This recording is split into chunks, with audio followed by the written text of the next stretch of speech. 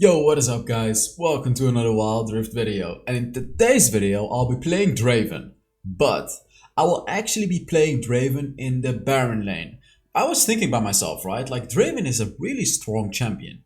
Would he work in like mid lane or Baron lane? And the answer is, it's complicated. So in today's video I'm going to teach you exactly how to play Draven in the Baron lane or the mid lane. And yeah, in the beginning part of the video I'm going to explain to you guys how to build him, and there's timestamps in the description if you just want to skip to the gameplay. So there's like multiple ways that you can build Draven, like multiple ways. For example, you can either start with an Infinity Edge and just skip out the Bloodthirster, or you can even like start with a BF sword, which is this one. You can like start with a BF sword and then go for a Solari Charge Blade. Basically, there is a lot, but I'm not going to talk about all of them. I'm just going to talk about the ones that I find the best, because I've tested out a lot of them. You know, before I make these videos, I actually test out a lot of different builds and a lot of different playstyles. So this is basically the build that is the best build if you're not like an insanely good Draven, right? Like this video is not going to be helpful for Draven 1 tricks, obviously, because Draven 1 tricks are really good at him, and they can actually get away with skipping the Bloodthirster. Because what the Bloodthirster is going to do is it deals a little bit less damage than an Infinity Edge, because as you can see, it has 5 attack damage less, and Infinity Edge gives you bigger crits. But the reason that you go for the Bloodthirster is the physical vampirism. This is like basically if you get poked, you're gonna heal back up. It makes it easier to play Draven. So that's why this is basically the best item to pick on Draven as the first item. For the boots, after doing some extensive testing, I actually don't recommend the Glutinous Greaves, because you already have enough vampirism. That's the thing, you already kinda have enough. You're much better off going for Mercury's Threats if the enemy has a lot of CC, or the Plated Steel Caps, especially if you play him in the Dragon lane, because like you're gonna be denying a lot of damage from the enemy ADC when you have Plated Steel Caps, right? So instead of going for the Glutinous Greaves, you're actually generally better off going for the Mercury's Threats or the Plated Steel Caps. Second item, boom, Infinity Edge. This, like, basically the Infinity Edge is gonna make your poke insane. Like, one basic attack is gonna hurt a lot with the Infinity Edge. Especially if you get a crit. You're gonna have 50% crit chance. So, you know, your normal basic attacks are gonna be okay. But those crits, like, after 2 items, you're already gonna be critting like 700 damage. How insane is it that you're going to be critting that against squishies with 2 items? You're literally going to 2 or 3 shots enemies with these 2 items. If you want to have a little more sustained damage, then the Solari Charge Blade is going to be better as your second item. But this one is not going to be as good with the poking, right? With the lane pressure and things like that. So that's why I like the Infinity Edge as the second item. Third item, Solari Charge Blade.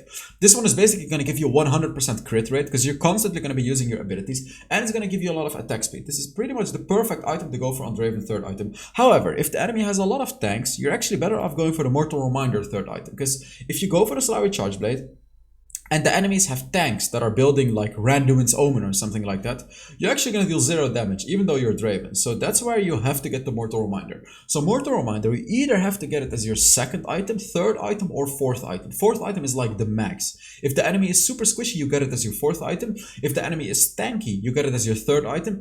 If the enemy is like super tanky, then you get it even as your second item. And then as your last item, it's completely situational, whatever you need. Rapid Fire Cannon if you want to have the bonus range and if you want to play a little more aggressively. Guardian Angel if the enemy has assassins that are super annoying to you. Death Dance if the enemy has a lot of burst damage like a Zed or something like that. Death Dance is really good against that. Maw of Marmortius if the enemy has a lot of AP.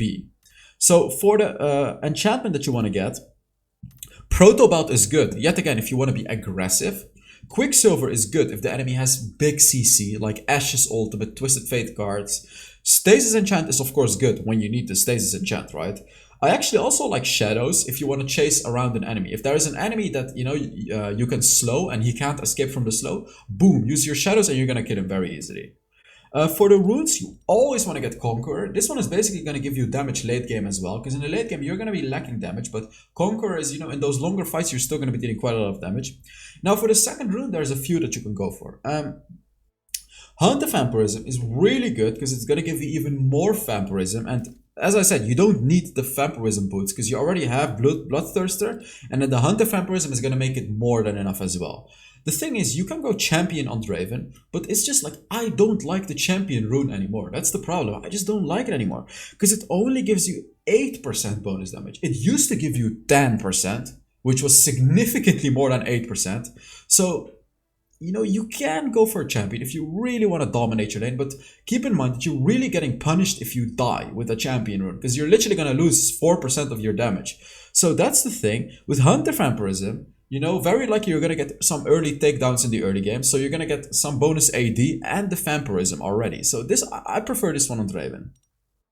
Third one is situational. Hunter Titan is generally good, but it depends on your matchup. Adaptive Carapace in the Baron lane is going to be way better because you're going to be in 1v1 situations. But on Draven especially, Adaptive Carapace is a bit questionable because you have a lot of lifesteal, so very likely you're not going to be under 50% health too often. But it's good in all ins, but I don't really like it on Draven. So Hunter Titan is good. Bone Plating is really good as well if the enemy is like hard bursting you. Again, Bone Plating and Adaptive Carapace have a little less value on a champion like Draven because you have a lot of lifesteal. So Hunter Titan is what I had here and is what I'm going to end with here, because this one is going to skill into the late game as well, and the tenacity. That's really what it's all about. For your fourth one, you go for Sweet Tooth because Sweet Tooth is broken. I mean, you don't need the healing from Sweet Tooth. The mana is good, but in the early game, Sweet Tooth is basically going to be really nice. The thing is, all the other runes are just not really good for Draven. That's why you go for Sweet Tooth on Draven, to be honest. And for the gold, of course. For your spells, you go for Flash and Barrier. You know, you go for a Barrier or you go for an Exhaust. You can actually also go for an Exhaust because basically the only way that the enemy should be able to kill Draven in the early and mid game is with an Assassin. So if like a Diana engages on you and uses her all-in ultimate, you exhaust her. If a Katarina engages on you, you exhaust her. Akali exhaust, Evelyn exhaust. You get what I'm saying? You can exhaust these champions and you're going to destroy them. So on a champion like Draven, you can actually choose to skip out on the barrier and go for exhaust. Even in the dragon lane. Yes, that's right. Like, it may sound stupid, but you can even go for it in the dragon lane. So enough about the build. Let's now get into the gameplay. Alright, on to the gameplay. And this is actually on my Smurf. And yeah, I'm diamond on my Smurf as well. So, Draven in the Baron lane. Let me just sip my water real quick, guys. Wait, is it going? Yeah, it should go into the game very soon. Oh, by the way, I want to show you guys something. Wait. So, yesterday was Christmas evening, right? We all know that. So everyone got presents for each other. That's what we do in this house, you know, everyone gets presents for each other. Do you guys want to see what present my mother bought for me? My mother is so amazing. Look at this. It's my own little mouse pad. Like, the old mouse pad was so disgusting and dirty because I bought it second hand and it was disgusting. All the fluids were coming out. So she got me this new mouse pad with my logo on it. Oh my god, man, it's so amazing. I just love it so much. I showed it on Twitter as well. You know, I show all these things on Twitter. You know, you can follow me on Twitter if you're a bit more interested in all of those things. But let's take a look at how I smashed my leg on something, but it's okay. Let's take a look at how I lane. So, Draven in the Baron lane, I don't want to tell you that this is amazingly good or something, because you're pretty vulnerable to ganks. Like, that's kind of the problem. It's true that you can very easily win your lane. Like, look, I'm completely destroying him. But you're vulnerable to ganks. Oh. So, if an enemy ganks you and they all in you, you don't have your support to save your ass. That's kind of the problem, right? So, when you play Draven in the Baron lane, you actually have to be incredibly careful of ganks, have good vision, you know, have really good vision so you know where the enemy is when he's trying to gank you. And yeah, just you know, it doesn't really work too well, to be honest. It's just, you know, you can dominate your lane. Like here, you can see I'm placing down a ward. It's incredibly important that I know that. I'm telling my teammate that I'm rotating because I have lane priority. As a Draven, you always have lane priority. So I'm rotating to help my jungler. Boom. And boom, my kill. No, you stole my kill. Jesus, you should never steal a kill like that from Draven, by the way, guys. Just a quick little lesson from me. If it's a free kill, because he already used his flash, never... Never steal the kill, but it's okay. So let me teach you one thing about Draven. This is like a thing that distinguishes, or is that the right word?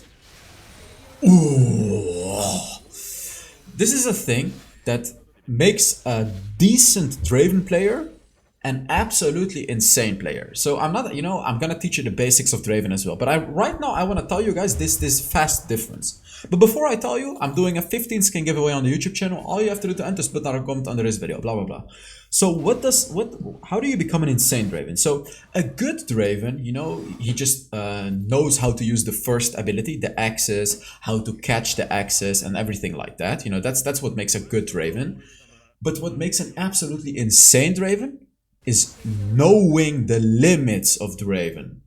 Knowing the limits of Draven.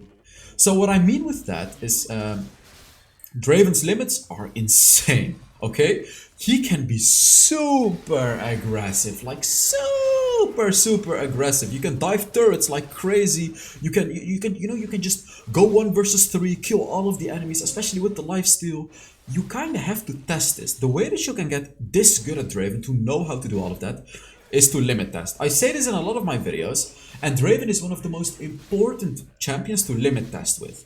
So if you're thinking by yourself, I'm a bit afraid to go in here, go anyways. Test it. Because you're never gonna get good at Draven if you keep playing it safe. The thing is, like, playing Draven safe is bad. It's totally not his playstyle.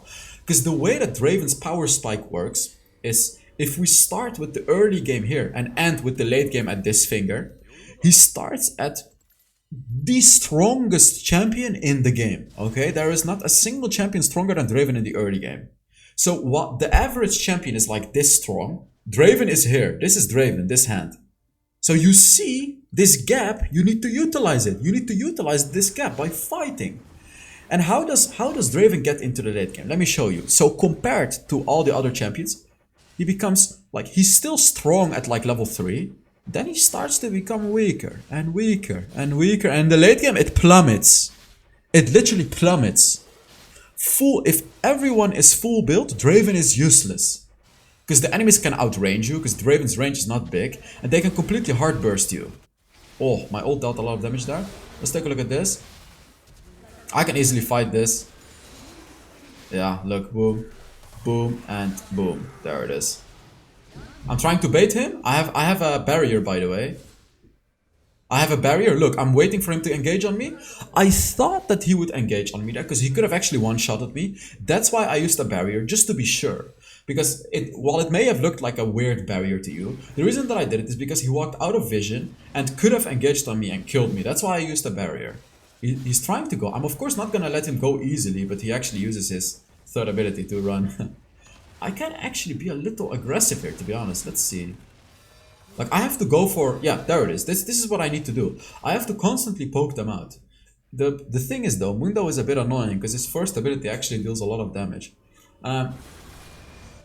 And in this game, as I said, like, after testing out a lot, I told you guys to not build the Vampirism boots. They're good, they're good, but as I said, after extensive testing, because this was not my last Draven game, I've done more testing, I found out that going for Mercury threats or the plated steel caps is generally better. It's generally better. So in this game, probably Mercury threats, because they have quite a lot of CC. Look, I go for the fight, of course. Look, aggression. That's what you need as a Draven. He uses his ultimate, and I basically forced him to ult, but I'm still going aggressive. The reason is because Jax is going in. Look, I'm poking him as much as I can. Jax is gonna turret dive him. We can kill him. We can literally kill him. That's my kill. Boom. Oh. Yeah.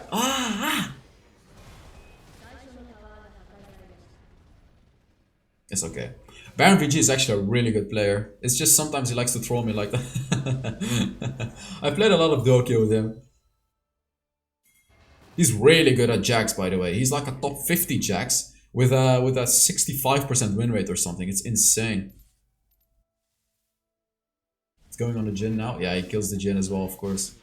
Yeah, I take the red buff as a Draven. So as a Draven, taking an early red buff is actually pretty good as an ADC or whatever you're playing. Because as I said, Draven is insanely powerful in the early game, and a red buff makes it even stronger, right? It makes it even stronger. It gives you even more damage. So as a jungler, you know, if you see that your Draven is doing good, give your red buff to the Draven so the Draven can continue to snowball. Because that's the whole point of Draven, snowballing. If you do not snowball with Draven, you're not playing him to his powers. And you're gonna end up being weaker than the enemy. Because if you just farm up and skill into the late game, no, you're gonna fall behind. You're literally gonna fall behind. The whole passive, I was trying to write a heart. How hard is it to write a heart? Jesus Christ. As a Draven, the whole point of him is getting kills. Because his passive, you know, the adoration stacks, whenever you catch an axe, you get 1 stack. And I believe every 4 stacks gives you 50 gold on a kill. So I have 47 stacks right now. So if I kill an enemy, on top of the gold that I get from killing the enemy, I believe I'm gonna get like 600 gold or something because of my adoration stacks. That is why you have to keep killing enemies. And in the early game, like 50 gold is a lot in the early game. And it becomes less and less relatively in the late game. And to make you fully understand what I'm trying to say here is, in the early game, everyone starts with 500 gold. So if you have 4 stacks and kill an enemy, you know, you're gonna get 50 gold, which is 10% of the total gold that everyone has, right? But in the late game, everyone is gonna have like 10k gold. So 50 gold is like nothing in the late game, right? Here you can see before dying, wait, let's see how much gold I got actually. Wait, let's see how much gold I got. From 1900 to... Look at that, 700 gold. I got, so this is actually fine what I did here. As a Draven, it's okay to die as long as you get a kill before you die. As long as you take all the gold from your stacks and then die, then it's okay.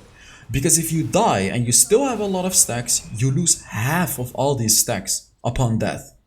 Which is huge, right? The enemy is going to make you lose a lot of gold if you die like that. So that was fine what I did right there. Of course, it's not ideal to die, but if you get a kill before dying, it's okay. Because you're going to get, you're going to get super ahead in the game. You're going to get a lot of gold.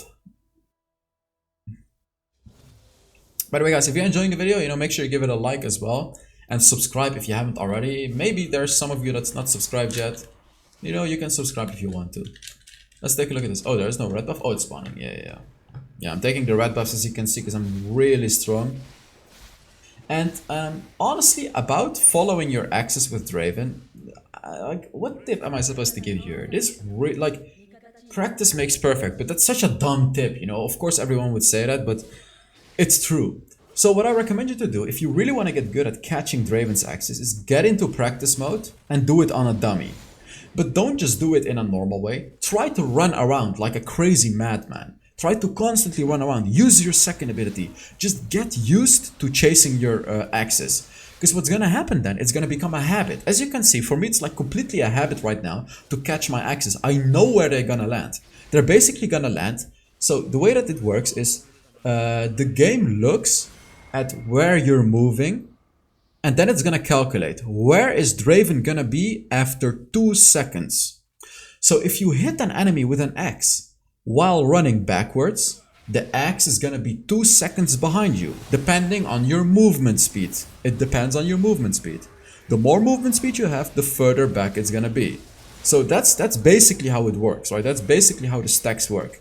So to get the full grasp of how it works is to practice it on practice it in a practice match, right? To get used to it, and then of course in a ranked match.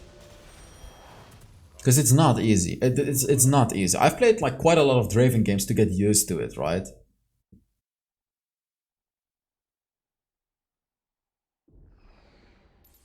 Oh yeah, I remember in this game, Caitlyn did something annoying in draft. I think she banned my champion on purpose, and then she started insulting me. So I just picked Draven in Baron lane. And I ended up pretty much dominating my lane.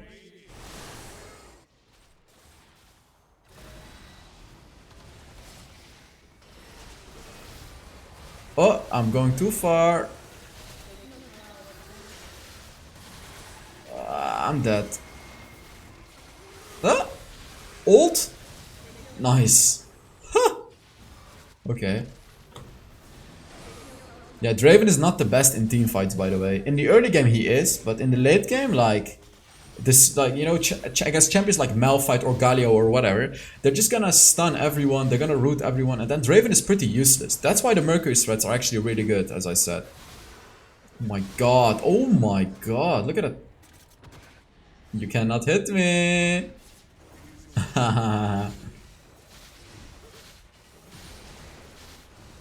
Look at how I'm catching all the X's. And if I miss one, I use my first ability again. It's like an art playing Draven, to be honest. And also when an enemy chases you, as a Draven, you don't just run away. You run away and you basic attack the enemy with your X's, because it actually makes you even faster, because you can use your second ability every time you catch an X, right? So that's kind of what you want to do. If you're running away from an enemy, keep basic attacking that enemy, because it's also going to heal you up. What am I doing? I'm just trolling around there because we won the game anyways. Yeah. Wait, my team just died. Maybe I shouldn't have done that. Maybe that was not a good idea. It's never actually a good idea to start trolling on a Draven, because as I said, it doesn't really matter how ahead you are. Enemies can always make a comeback against the Draven, because yeah, you fall off insanely hard in the late game. If the enemy at some point catches up with you gold-wise and experience-wise, you actually end up falling off really hard. So be a little wary with Draven, and a little wary with trash talking your enemies, right? Because you are gonna fall off.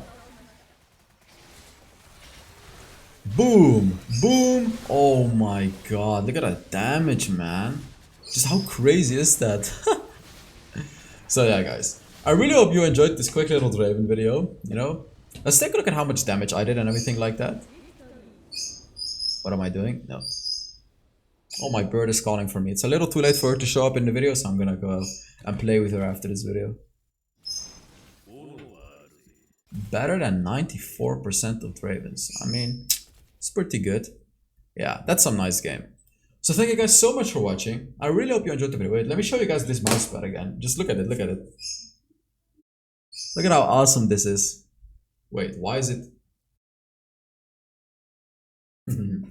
So yeah, guys, thank you so much for watching, and I will see you all in the next Wild Rift video. Bye bye.